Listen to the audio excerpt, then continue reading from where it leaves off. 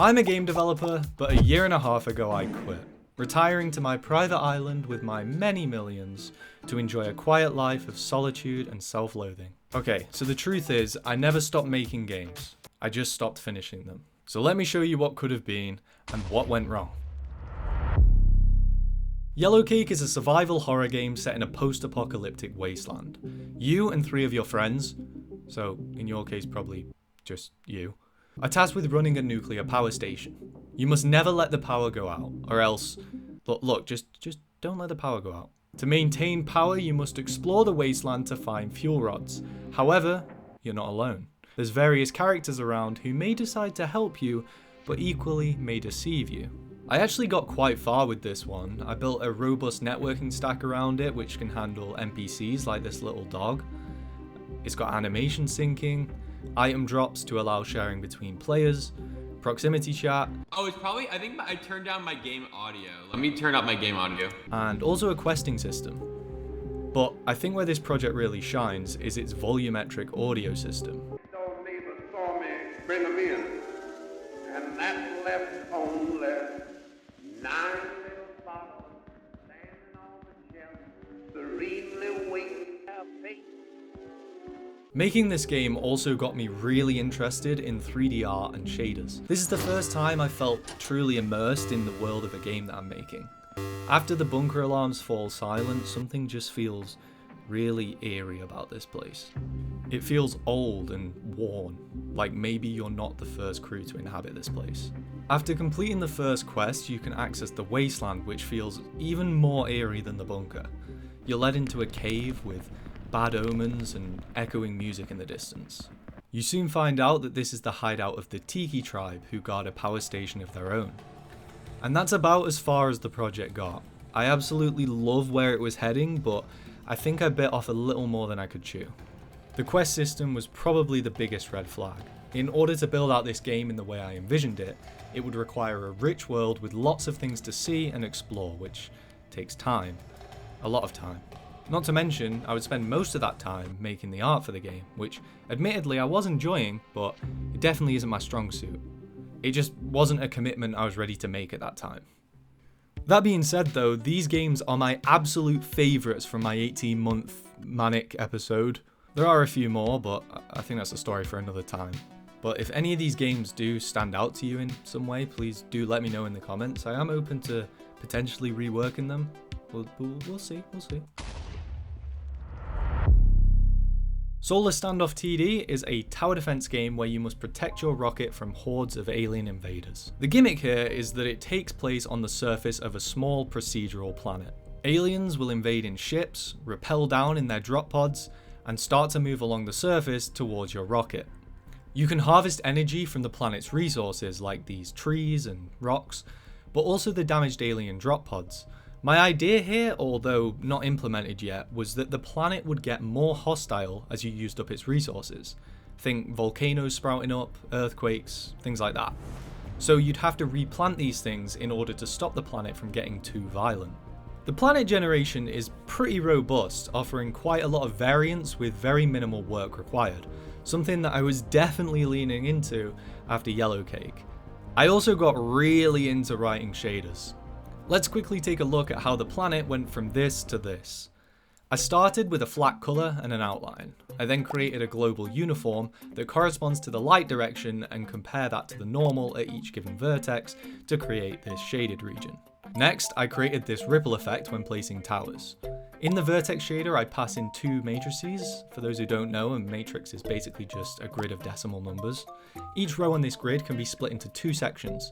The first 3 numbers are the position of the ripple, and the last one is the strength. I wanted a little more variation in the colour, so I created this trippy view space dot shading effect on the light side of the planet, where the dots shrink as they get further from the light source. I also used this same technique to create hatching on the dark side. I then added colour terracing with the noise to allow for more natural colour schemes. And finally, the atmosphere is just an inverted sphere with a basic Fresnel effect. The pathfinding for this game is a little over-engineered. Over-engineered to the point where it works on a fucking monkey's head. I actually do really like this project. The main reason that I stopped working on it is because I just didn't think it had that much appeal. It felt like a huge step down from Yellowcake, and I couldn't see a fun angle to make it multiplayer without sacrificing on what I wanted the game to be, and seeing as I'd built such a solid netcode for Yellowcake, it felt like a waste not to use it. Still better than the new Plants vs Zombies though. Okay, I am self-aware of the fact that you probably want to strangle me through your screen right now for getting so far with these two games and not completing them. To be honest, I wanted to justify the time I took away by making something that felt like it was worth the wait. However, in doing so, I ended up not making anything at all. And that's kind of the point of this video. I want to relieve that pressure by releasing something, but also I hope any perfectionists out there can learn and find some insights in these mistakes. BurgQuest is a 3D modern day take on one of my favourite games of all time, Castle Crashers. You play through a story as Berg from the hit indie game Berg. I wanted to build my own innovation on top of Castle Crashers, while also learning from what I thought it did right. I gave Berg quite an extensive moveset, including his signature roll, as well as wall kicking, roll kicking, and ground pounding. This gives you quite a lot of options to move around the map, and when chained together becomes really satisfying. In order to translate the combat into 3D, I stole a trick from a niche little indie game made back in 1998. It's called Ocarina of Time. The trick is called Z targeting after the N64 controller's Z button. When holding the ZZ button, Link will face towards whatever makes the most sense in front of him. This makes it way easier for the player to lunge in, take a hit, and then retreat. I'm also super happy with how the art style worked out for this game. It's like the complete opposite to Yellowcake. This was also the first time that I've used Material Maker to make some procedural materials, which was a ton of fun. The enemies in the game are fully networked and drive their own AI, although I didn't get far enough to make any other models, so it's just a recolored Berg, but the system's there in place, so if we wanted to hook up basically any character to the animation system, we could do that. I also wanted to include a couple of extra game modes called side quests. I was inspired by how fun the movement was and thought it would be cool to have some other simpler experiences in the game as well, like battles against friends, a couple single player parkour courses, etc. I think this game probably complements my skill set the best, and I've been enjoying working on it. So what went wrong with this one? Recently I was looking back through my footage from all of these old prototypes for the first time, and I realised something pretty profound. At the time, when I abandoned each of these games, it was like I was seeing them through shit-tinted glasses.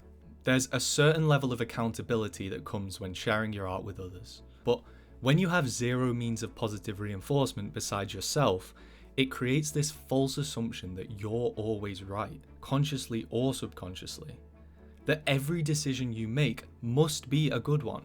Without feedback, there's nothing to drive you, nothing to challenge you. I guess the point that I'm trying to make here is when you're creating in a vacuum, you lose perspective. I wasn't really seeing those projects for what they were. I was too deep in my own head with no outside voice to balance me out. Without that feedback, it's impossible to tell what's actually working and what isn't.